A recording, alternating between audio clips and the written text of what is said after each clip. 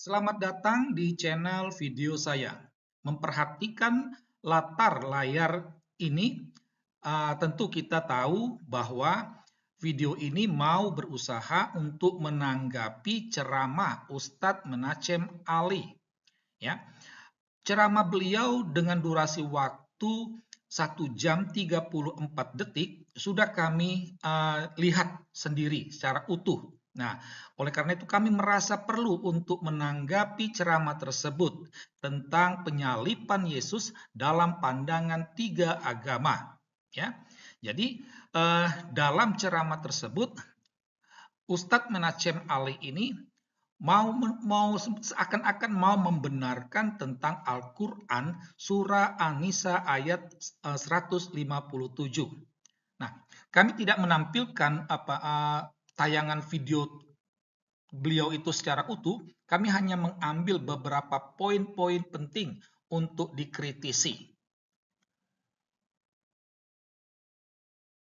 Pertama, dikatakan bahwa siapa yang tersalibkan dan siapa yang terbunuh, pandangan Al-Quran berbeda.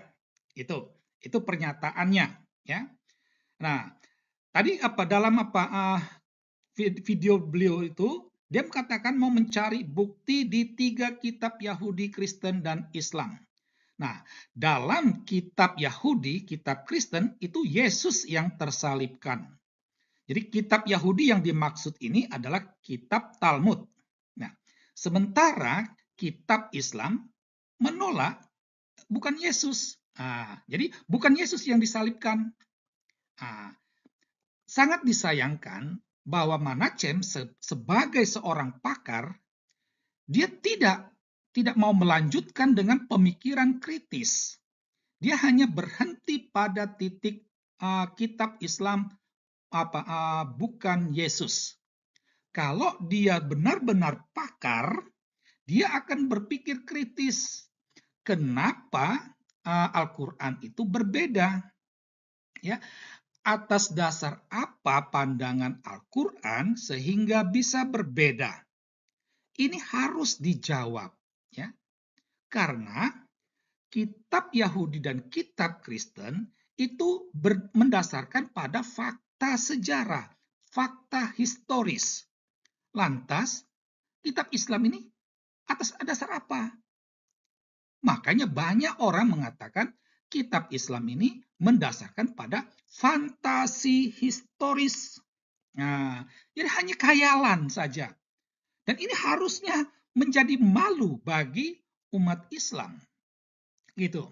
Nah, selain itu ya dikatakan bahwa tafsir Muqodil Ibn Sulaiman dikatakan yang disalibkan itu adalah Yudas. Nah, jadi Muqodil ini ya dikatakan tadi meninggal 150 tahun Hijri, ya. Jadi dekat dengan masa kenabian, ya. Jadi dan itu pun sebagai pakar dia hanya berhenti di situ. Seharusnya dipertanyakan dari mana info itu sementara Al-Quran tidak menyebut nama, ya. Lain disebut tentang dekret Gelasianus yang dikeluarkan pada abad keempat, ya. Nah, ini sangat disayangkan dan sangat memalukan bagi seorang pakar, ya, bahwa sebenarnya itu bukan abad keempat, melainkan abad kelima. Karena apa? Karena masa kepemimpinan Paus Gelasianus pertama itu adalah tahun 492 sampai 496. Tapi itu kita singkirkan saja, tidak usah kita persoalkan kebodohan Menachem ini. Kita fokus kepada dekret Gelasianus. Tadi dia katakan dalam dekret itu Paus melontarkan larangan kepada umat Kristiani untuk membaca Injil Maria, Ebionit, Yakobus, dan Barnabas. Saya coba men-search tentang dekret Gelasianus ini, ya. Jadi dalam dekret ini, dalam bagian kelima yang berisi daftar tulisan-tulisan apokrif, itu terdapat 62 tulisan apokrif yang dapat dibagi dalam kisah, Injil, buku, karya, sejarah, dan surat. Ya. Nah, kita fokuskan saja perhatian kita pada yang di row ini, ya, yang ada tulisan The Gospel. Ada sekitar 9 Injil. Dan kalau kita baca di situ, sama sekali tidak ada Injil Maria atau Ebionit. Jadi di sini tampak kebohongan Ustadz Manachem Ali. Ya, itu. Jadi memang ada di situ Injil Barnabas, benar. Ada Injil Yakobus atau James.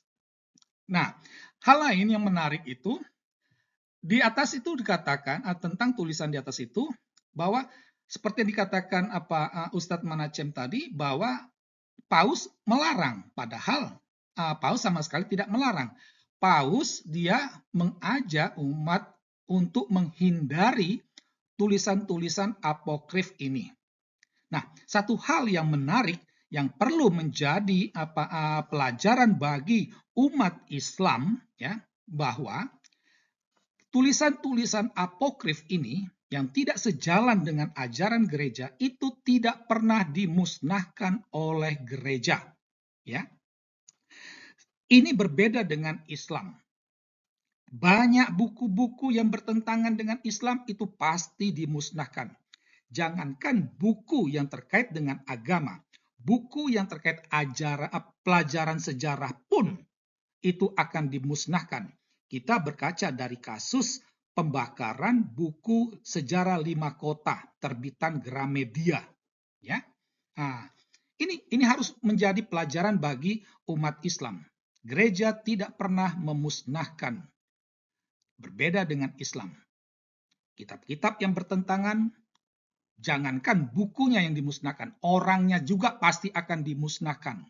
Ya, kita tentu ingat akan novel Ayat-ayat Setan, ya, Salman Rushdie dikejar-kejar, dibunuh, ya, itu. Baik.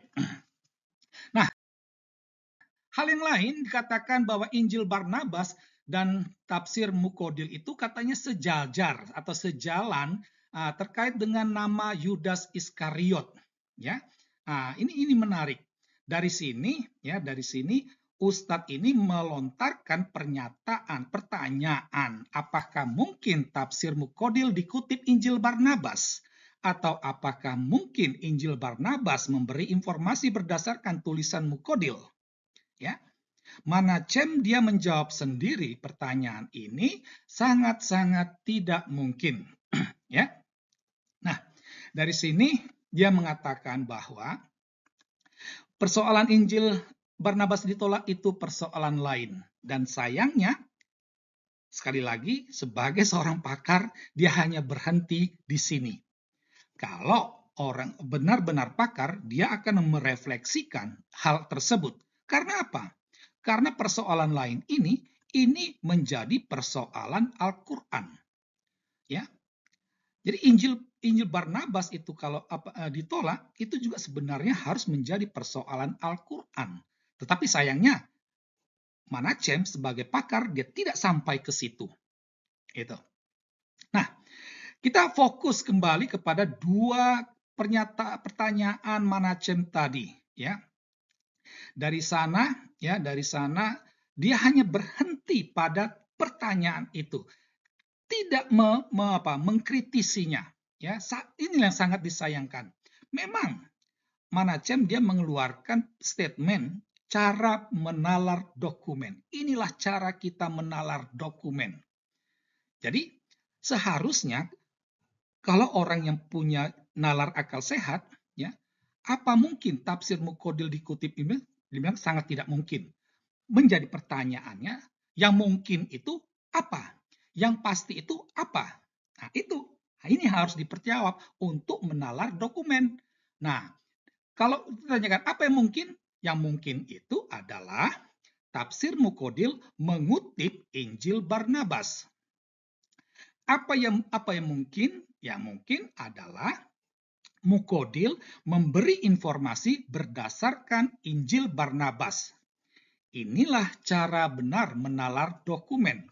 Dan sayangnya ini tidak diungkapkan oleh Menachem. Ya. Nah, ini tentang persoalan Al-Quran nanti kita akan lihat.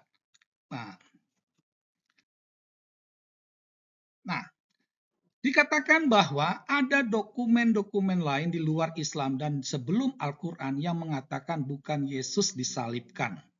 Ya, nah ini menarik itu karena dokumen-dokumen yang lain itu semuanya kalau kita mempelajari sejarah gereja, dokumen-dokumen lain itu semuanya berakar pada ajaran Gnostisisme yang muncul pada abad kedua Masehi.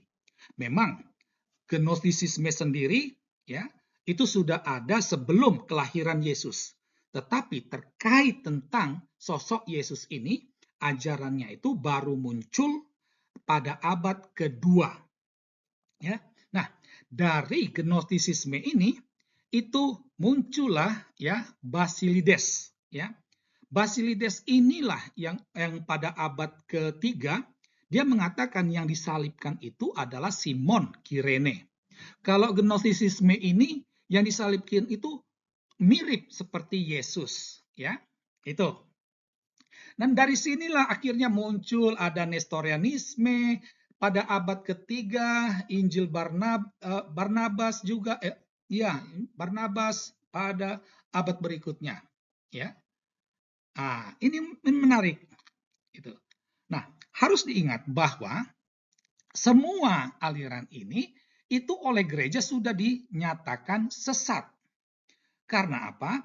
Karena tidak sejalan dengan fakta iman dan juga fakta sejarah. Itu. Jadi bertentangan dengan iman gereja dan juga dengan fakta sejarah dunia. Itu, ya. Ini. Nah, menjadi menariknya yang sesat ini ada dalam Al-Qur'an. Itu. Ada dalam Al-Qur'an. Nah, kita bisa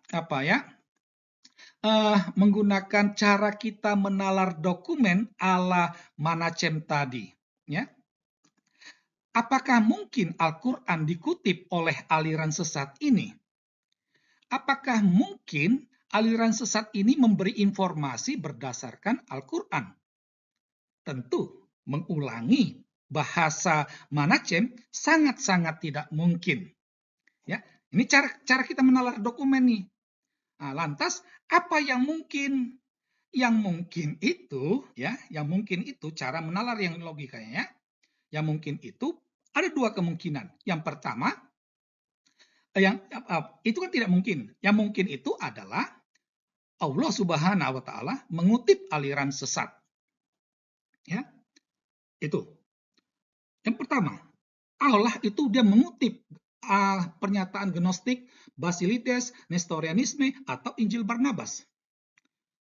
Ini rasanya tidak mungkin ya. Masa Allah mengutip aliran sesat? Itu. Kalaupun Allah mengutip, kenapa Allah mau mengutip? Ya, bisa saja karena mau menyesatkan orang Kristen. Itu. Ya. Atau kemungkinan yang kedua, Allah ini pernah menyampaikan wahyunya kepada kaum Gnostik, kepada Basilides, kepada Nestorius, kepada penulis Injil Barnabas sebelum kepada Muhammad. Nah, inilah yang harus dijawab oleh Ustadz Menachem Ali dan juga umat Islam. Demikianlah tinjauan kami atas ceramah Ustadz Menachem Ali terkait penyaliban Yesus. Sekian dan terima kasih.